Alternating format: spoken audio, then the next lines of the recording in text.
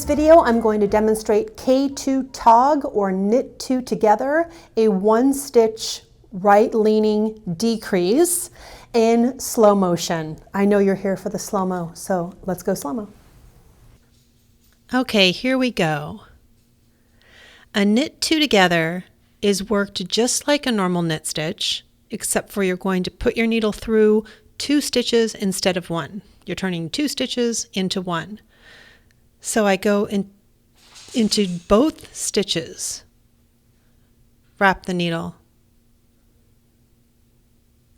and pull it through. Ta-da! Skip that first stitch, go into the second one, and then also through the first one, wrap it,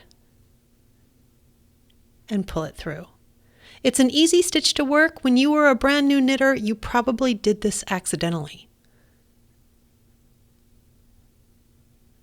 Through two stitches, wrap it,